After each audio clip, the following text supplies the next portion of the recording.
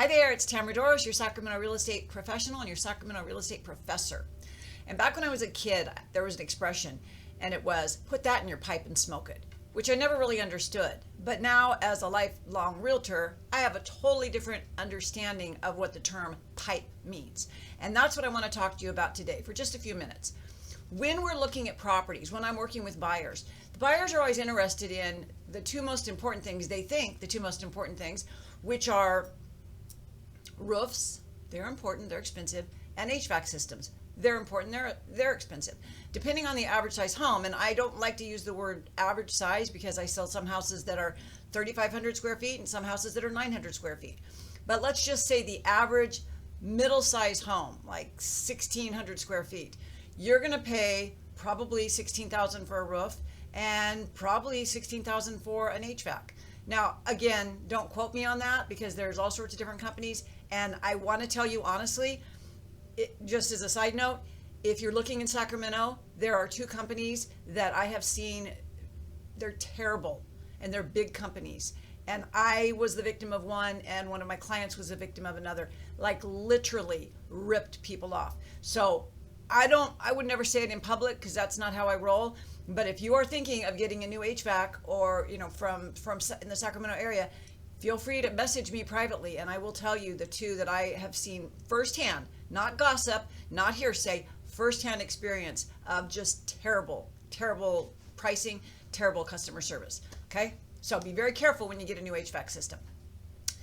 That being said, so people are thinking they're going to buy a house, $16,000. Wow, I can't afford that. So how old's the HVAC? How old's the roof? These are good questions. They're questions I ask every time my buyers are buying a house. But there's a third little element that people forget about, and it's called the sewer systems.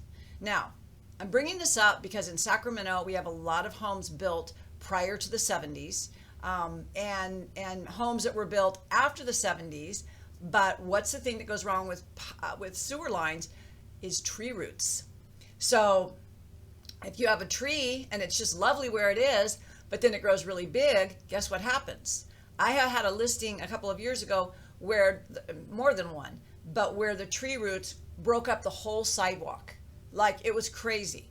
But imagine the havoc they can cause on the sewer lines. So let's do a little 101 on sewer lines so you better understand it. Older homes, I'm going to say from the 40s to the 70s, use something called orange burl.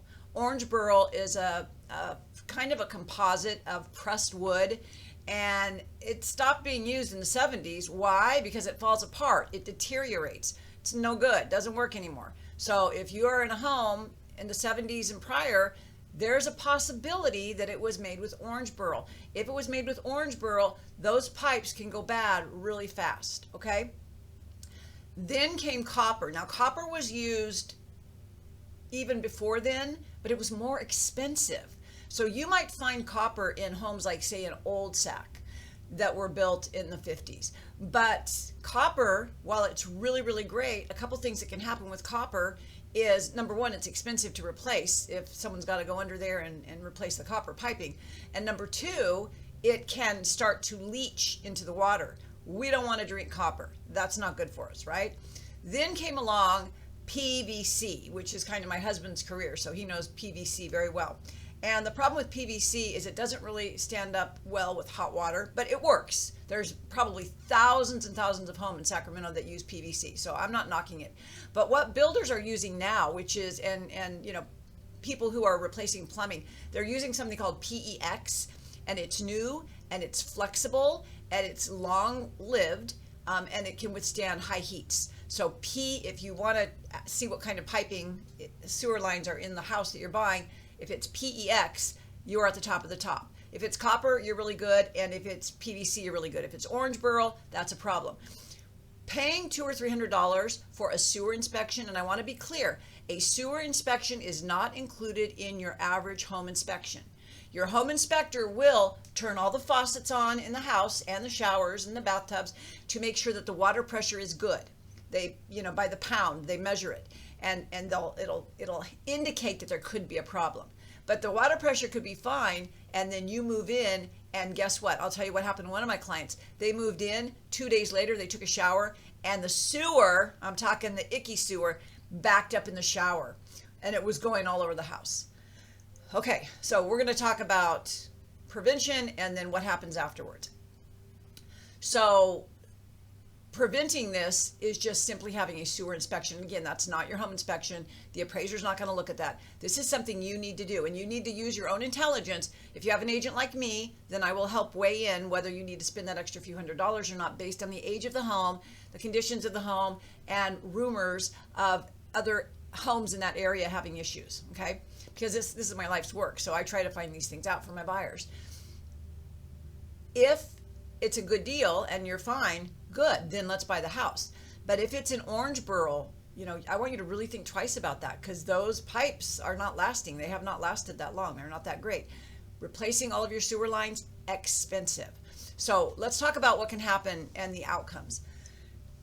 If you have a home warranty, and when I have someone buy a house, when I'm an agent for them, I always write a home warranty in the offer. We always want to try to have that. And, they used to be $300. Now they're like $800. But it's a really important thing to have. But this is what's the fine print.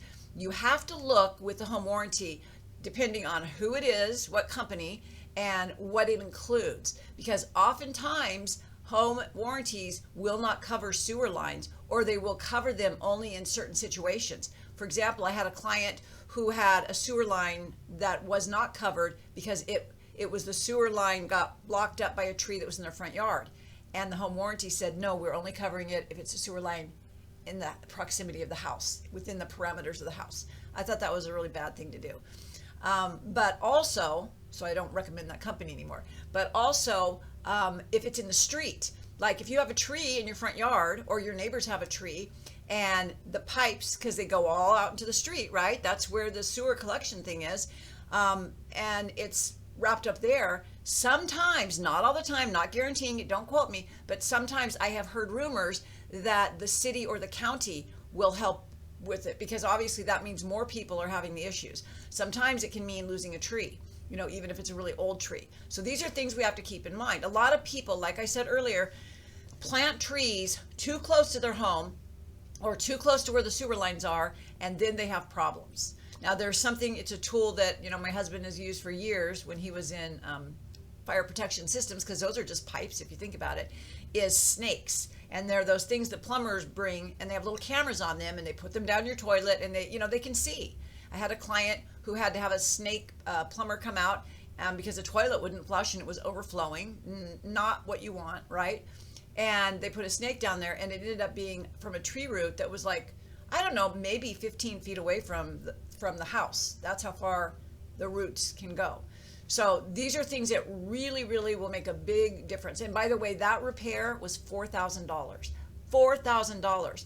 Had they done a sewer line inspection, had they had that extra few $100s, they would have gone in and they would have taken the camera and they would have looked through the sewer line and they would have said, there's a tree that's a problem, you should get that repaired first. And that would have been a whole game changer. Why? Because one, they could have walked away from a $4,000 expense.